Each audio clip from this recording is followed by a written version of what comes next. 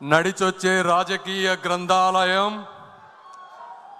40 ఏళ్ల అనుభవాల విశ్వవిద్యాలయం, నిత్య నూతన ఆలోచనల విజ్ఞాన క్షేత్రం అయినటువంటి మాన్యశ్రీ గౌరవ ముఖ్యమంత్రి శ్రీ నారా చంద్రబాబు నాయుడు గారికి ఓటమికి దడవని గుండె, ఒక చేత్తో పసుపు పచ్చ జెండా, మరో చేత్తో అభివృద్ధి అజెండా పట్టుకొని భవిష్యత్తుకు భరోసా ఇస్తున్నటువంటి మన యువనేత, ప్రియతమ నేత శ్రీ నారా లోకేష్ గారికి, అదేవిధంగా పార్టీని బాధ్యతాయుతంగా ముందుకు నడిపిస్తున్నటువంటి పల్లా శ్రీనివాస్ గారికి, పసుపు పొన్న వేదిక, పసుపు సైన్యపు వేడుక అయిన ఈ మహానాడుకు విచ్చేసినటువంటి నాయకులకు, నిస్వార్థమైన కార్యకర్తలకు నమస్కారం.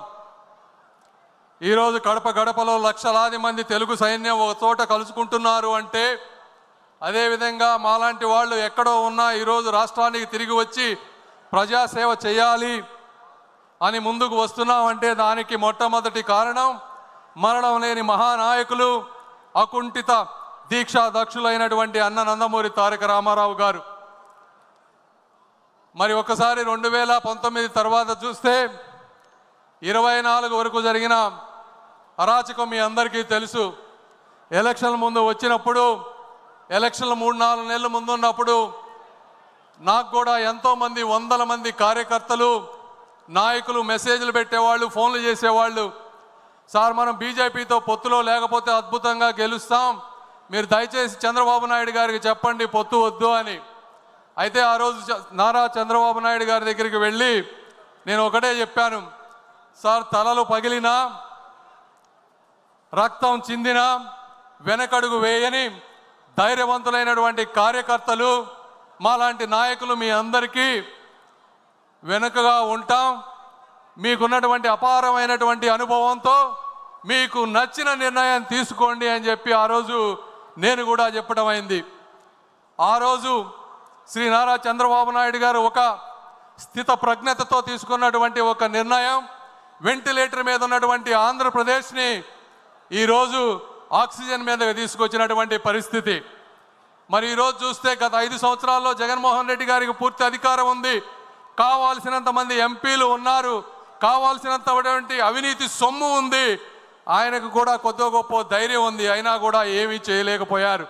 మరి ఈరోజు చూస్తే తెలుగువాడు తలెత్తుకునేలా, తెలుగు జాతి గర్వపడేలా, ప్రపంచమంతా మన వైపు చూసేలా అమరావతి నగరం అద్భుతంగా రూపుదిద్దుకోబోతా ఉంది.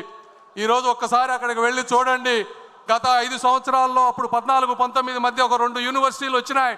ఆ 2 యూనివర్సిటీలు అమెరికాలో కూడా అంత అద్భుతంగా లేవు అని చెప్పి మీకు చూస్తే తెలుస్తుంది. అదేవిధంగా రాబోయేటువంటి అమరావతి మహానగరం చరిత్రలో ఒక మైలురాయిగా మిగిలిపోబోతా ఉంది. అదేవిధంగా మరి ఆగిపోయిన పోలవరం నేను చూశాను. నారా చంద్రబాబు నాయుడు గారు ఎన్నిసార్లు ఢిల్లీ వచ్చేవారు, ఎన్నిసార్లు కేంద్ర మంత్రులతో కలిసేవారు, ఏ విధంగా పోలవరాన్ని నెలలా ఫాలో అప్ చేస్తూ ముందుకు తీసుకువెళ్లారో ప్రత్యక్షంగా చూసినటువంటి వ్యక్తిని.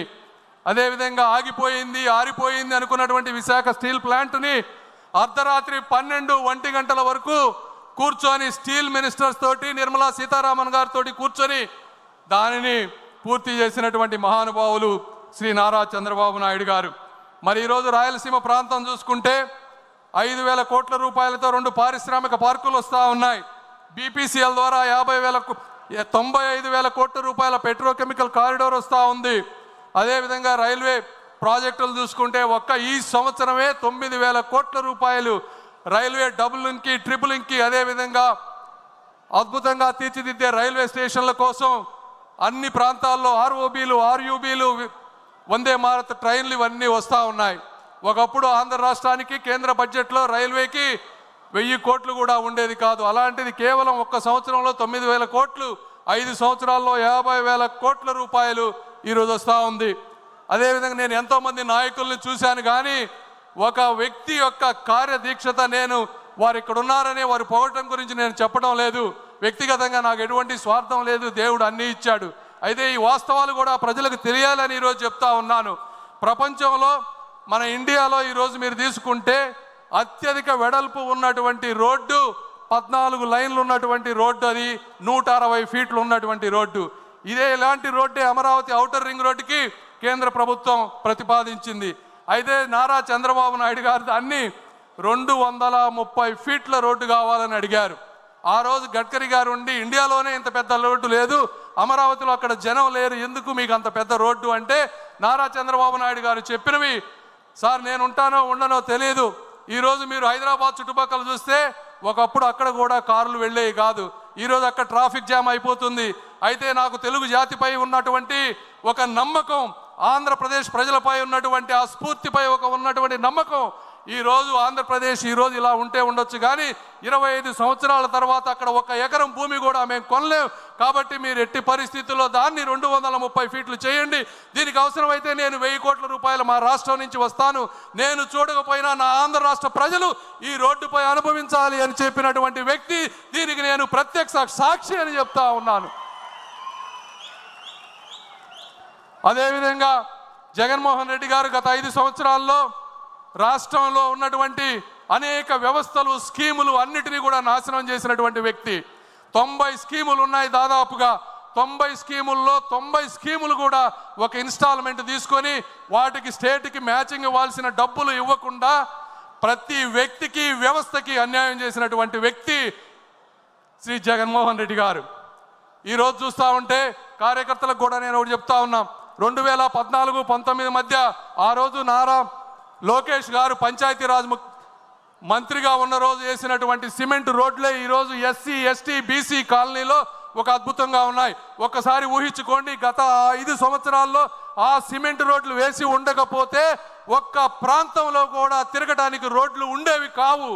మళ్ళీ అదేటువంటి అభివృద్ధి ఈరోజు ఎక్కడ చూసినా రాయలసీమ ప్రాంతంలో ప్రతి నియోజకవర్గానికి 20 కోట్ల రూపాయలతో జాతీయ ఉపాధి హామీ పథకం నిధులతో 20 కోట్ల రూపాయలతో ఈరోజు సిమెంట్ వర్కులు జరుగుతూ ఉన్నాయి ప్రతి ప్రాంతంలో.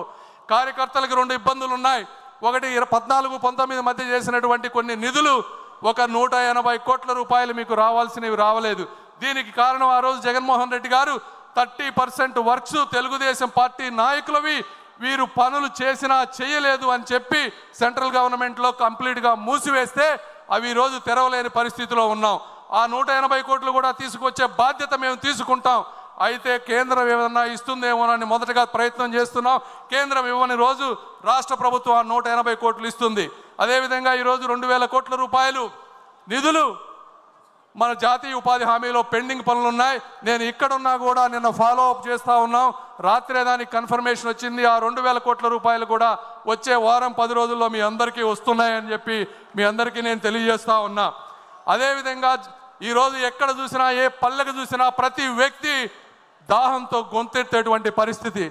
ఈ పరిస్థితిని గుర్తించినటువంటి శ్రీ నరేంద్ర మోదీ గారు అద్భుతమైనటువంటి జలజీవన్ మిషన్ని 20,000 కోట్ల రూపాయలతో ఆంధ్రప్రదేశ్కి ఇచ్చారు. అందులో కేంద్ర భాగం 14,000 కోట్లు, రాష్ట్ర భాగం 6,000 కోట్లు. ఇది జగన్మోహన్ రెడ్డి గారి పరిపాలనలో వచ్చింది. అయితే కేవలం జగన్మోహన్ రెడ్డి గారు 2,000 కోట్ల రూపాయలు మాత్రమే ఖర్చు పెట్టి 12,000 కోట్ల రూపాయలు నిరుపయోగంగా చేసి ఈరోజు ప్రతి ఇంటికి నీరు వచ్చే విధాన్ని రాకుండా చేసినటువంటి వ్యక్తి. ఆ స్కీమ్ కూడా ఈ 26కి ఎండ్ అయిపోతుంది.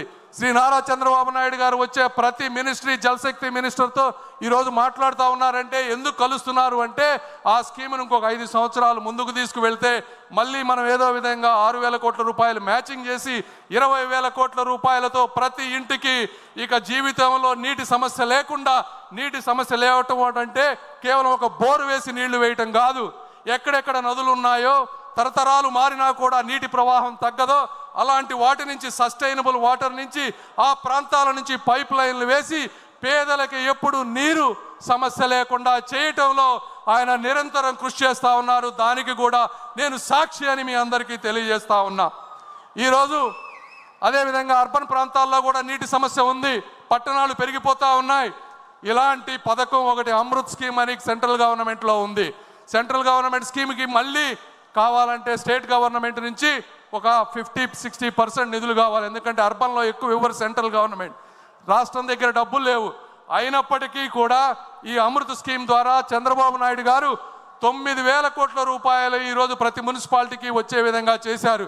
మీ అందరికీ నేను ఈరోజు చెప్తా ఉన్నాను, ఆ స్కీముని స్టేట్లో డబ్బులు లేకపోయినా ఏ విధంగా మ్యాచ్ చేసి తీసుకొచ్చారంటే తెలివైన వాడికి కూడా మతిపోయే విధంగా చేసినటువంటి వ్యక్తి శ్రీ నారా చంద్రబాబు నాయుడు గారు. ఇది కూడా వాస్తవం అని మీ అందరికీ నేను తెలియజేస్తా ఉన్నా. అదేవిధంగా ఇవన్నీ జగన్మోహన్ రెడ్డి గారు 24 గంటలు మైనారిటీలు, నా ఎస్సీలు, నా ఎస్టీలు, నా బీసీలు అని మాట్లాడుతూ ఉంటారు. ఆయన చేసినటువంటి అన్యాయం మీకు ఒకటి చెప్తా. ఒక స్కీమ్ ఉంది. నేను మా గుంటూరు ప్రాంతంలో మైనారిటీ సోదరులు చాలా ఎక్కువ మంది ఉన్నారు. ఈ మైనారిటీ సోదరులకు ఏదన్నా చేయాలని చెప్పి ఆ మైనారిటీ మినిస్ట్రీకి వెళ్తే PMJVK అని ఒక ప్రధానమంత్రి జన వికాస్ కార్యక్రమం అని ఉంది. దీనికి సంవత్సరానికి 2000 కోట్ల రూపాయల నిధులు ఉన్నాయి. గత 3 సంవత్సరాల్లో ఒక్క రూపాయి కూడా వాడుకోలేదు. ఎందుకు వాడుకోలేదయా అంటే మనం ఉన్నప్పుడు 500 ప్రాజెక్టులు తీసుకొస్తే కేవలం 55 మాత్రమే కట్టారు. సెంట్రల్ టీము, స్టేట్ టీము వచ్చి వెరిఫై చేస్తే అందులో సగం కట్టలేదు. నిధులన్నీ దుర్వినియోగం అయిపోయినాయి. ఇప్పుడు స్టేట్ వచ్చి చూస్తే అక్కడ మేము ఇచ్చిన డబ్బులకి ప్రాజెక్టులు లేవు అని చెప్తే ఇప్పుడు దాదాపుగా 230 కోట్ల రూపాయలు స్టేట్ గవర్నమెంట్ సెంట్రల్కి పే చేసి ఆ బాకీలు తీర్చి ఆ దొంగ సర్టిఫికెట్లు తీసేస్తే మళ్ళీ 2000 కోట్ల రూపాయలు వాడుకునేటువంటి పరిస్థితి రాబోతా ఉంది. ఈ విధంగా ప్రతి వ్యక్తికి అన్యాయం చేసినటువంటి మహానుభావుడు శ్రీ జగన్మోహన్ రెడ్డి గారు. మీకు ఆఖరిగా చెప్తా ఉన్నా, ఇవన్నీ ఇప్పటి వరకు ఉన్నటువంటి స్కీమ్స్ మీకు తెలిసినవి. అదేవిధంగా మొన్న వచ్చారు, 7 మంత్రులను కలిశారు. అందులో ఒక ముఖ్యమైనది డిఫెన్స్ క్లస్టర్. డిఫెన్స్ క్లస్టర్కి ఆయన మరి ఫ్లైట్లో రాసుకున్నారో ఎక్కడ రాసుకున్నారో తెలియదు, కానీ రాయలసీమ ప్రాంతాన్ని 5 భాగాలుగా విభజించారు. ఒక చోట మిస్సైల్స్ తయారు చేయాలని, ఒక చోట కమర్షియల్ అదేవిధంగా మిలిటరీ ఎయిర్క్రాఫ్ట్ తయారు చేయాలని, ఒక ప్రాంతాన్ని ఈ మందుగుండ్లన్నీ కూడా స్టోరేజ్ చేసుకునే విధంగా చేయాలని, ఒక ప్రాంతాన్ని డ్రోన్ సిటీగా చేయాలని, ఈ విధంగా ఉన్నటువంటి విశాలమైనటువంటి ప్రాంతాన్ని మా దగ్గర 1000 ఎకరాలు ఉన్నాయి, మీరు రండి మీరు అని చెప్పి రాజ్నాథ్ సింగ్ గారి దగ్గర కూర్చొని రాయలసీమ ప్రాంతాన్ని కూడా నిరక్షరాస్యత లేకుండా చేయాలని ఒక కంకణం పట్టుకున్నారు. అది తెలిసిన వ్యక్తి ఈరోజు కర్ణాటకలో వాళ్ళందరూ భయపడేటువంటి పరిస్థితికి వచ్చారు. ఎందుకంటే మీ అందరికీ సార్ మీరు కూడా ఏమనుకోవద్దు, నేను ఈ వాస్తవం ప్రజలకు తెలియాలని చెప్తా ఉన్నాను. ఢిల్లీలో నేను ఒకసారి ఆఫీస్లో ఒక సెక్రటరీలను అడిగా, మా సార్ గురించి మీరు ఏమనుకుంటారు మా చంద్రబాబు నాయుడు గారి గురించి అని అడిగితే వాళ్ళు ఒకటే చెప్పారు, ఒక ప్రాంతంలో వరదలు ఉన్నాయని, కరువు ఉన్నాయని రెండిటికి డబ్బులు తీసుకెళ్ళినటువంటి సమర్థమైనటువంటి వ్యక్తి శ్రీ నారా చంద్రబాబు నాయుడు గారు అని చెప్పారు. అంటే అది బాబు గారికి ఉన్నటువంటి కార్యదక్షత. ఈరోజు పక్క రాష్ట్రం వాళ్ళు భయపడతా ఉన్నారు, చంద్రబాబు నాయుడు గారు ఇక్కడ ఉంటే ఎక్కడ ఇవన్నీ తీసుకువెళ్తారో అని. ఏదేమైనప్పటికీ నేను కూడా మీరు కూడా ఇక్కడ రాయలసీమ ప్రాంత వాసులు చాలామంది ఉన్నారు. కడప ప్రాంతంలో మొదటిసారిగా మహానాడు జరుగుతుంది. ఈ రాయలసీమ రతనాల సీమ, రాగాల సీమ, అనురాగాల సీమ. ఈ ప్రాంతంలో ఉన్నటువంటి నిరుద్యోగులందరికీ కూడా ఉద్యోగాలు కల్పించేటువంటి శక్తి ఉన్నటువంటి యువనేత శ్రీ నారా లోకేష్ గారు. అదేవిధంగా మీరందరూ కూడా చాలా కోపంతో ఉండుండొచ్చు. ఒక్కటే గుర్తుపెట్టుకోండి, కలం పట్టుకున్నవాడు, కత్తి పట్టుకున్నవాడు కత్తితోనే చచ్చిపోతాడు, కలం పట్టుకున్నవాడు కలల్ని జయిస్తాడు అని నమ్మేటువంటి సిద్ధాంతం ఉన్నటువంటి వ్యక్తులు శ్రీ నారా చంద్రబాబు నాయుడు గారు, లోకేష్ గారు. ఈ రోజున మరి ఈరోజు మీరు ఎంపీలు చూస్తూ ఉంటే గత 5 సంవత్సరాల్లో మీరు చూసిన ఎంపీలు ఎవరు? ఒక నందిగం సురేష్ గారు, అదేవిధంగా ఒక అవినాష్ రెడ్డి గారు, ఒక మాధవ్, ఒక మిథున్ రెడ్డి. మరి ఈ రోజు ఉన్నటువంటి ఎంపీలు ఎలా ఉన్నారు మీరే ఆలోచించండి. ఆ రోజు మిథున్ రెడ్డి గారు ఏమన్నారు? ఒక నిండు సభలో అధికార మదంతో, అవినీతి సొమ్ముతో, ఏకవచనంతో యువతకు స్ఫూర్తి అయినటువంటి బడుగు బలహీన వర్గాలకు చెందినటువంటి కనీసం చీమకు కూడా అన్యాయం చేయనటువంటి చిరునవ్వుతో చిందించే రామ్మోహన్ నాయుడు గారిని ఏమన్నారో మీ అందరికీ తెలుసు. అలాంటి వ్యక్తిని ఈ రోజున కేంద్ర మంత్రిని చేసి దేశ విదేశాలు చెప్పుతూ అందరి చేత సెల్యూట్ కొట్టించే విధంగా చేసినటువంటి వ్యక్తి శ్రీ నారా చంద్రబాబు నాయుడు. మరి ఈరోజు ఉన్నటువంటి ఎంపీలు ఎవరు? ఒక దగ్గుమళ్ళ ప్రసాదరావు గారు, ఒక కృష్ణప్రసాద్ గారు, ఒక బైరెడ్డి శబరి గారు. ఇలాంటి గొప్ప గొప్ప చదువుకున్న వ్యక్తులందరినీ కూడా రాజకీయాల్లో తీసుకొచ్చారు. వీళ్ళందరూ అక్కడ ఉన్నటువంటి ఎంపీలందరికీ జగన్మోహన్ రెడ్డి గారు మైన్స్ అప్పచెప్పారు, మందు అప్పచెప్పారు. బాబు గారు ఏం అప్పచెప్పారో తెలుసా? ఒక్కొక్కరికి ఒక డిపార్ట్మెంట్ అప్పచెప్పారు. నువ్వు శిశు సంక్షేమ శాఖ చూసుకో అన్నారు. ఒకరికి పోర్టులు చూసుకోమని చెప్పారు. వీళ్ళు ఆ స్కీములన్నీ చదివి వస్తే బాబు గారు వస్తున్నారంటే భయపడేటువంటి పరిస్థితికి తీసుకొచ్చినటువంటి వ్యక్తి నారా చంద్రబాబు నాయుడు గారు. అదేవిధంగా మీరు ఈరోజు చూస్తే ఎంపీలు అందరూ మిథున్ రెడ్డి గారు కోర్టుల చుట్టూ తిరుగుతూ ఉన్నారు అడ్వాన్స్డ్ బెయిల్ గురించి. మన ఎంపీలు ఎక్కడ తిరుగుతున్నారు?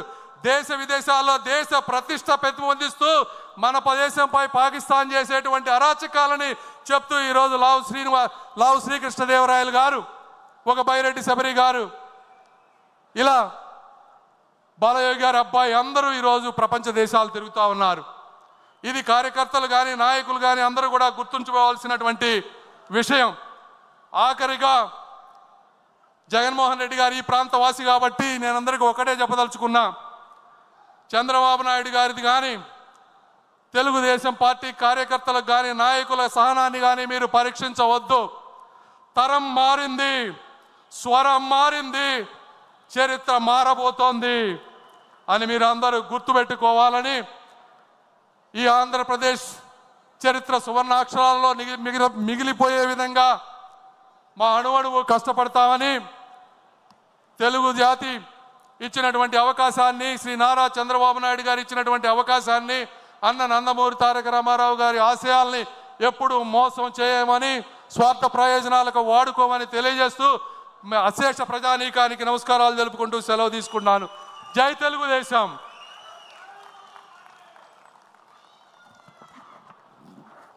థ్యాంక్ యూ చంద్రశేఖర్ గారు, స్ఫూర్తివంతమైన సందేశాన్ని ఇచ్చినందుకు. తర్వాత తీర్మానం లేక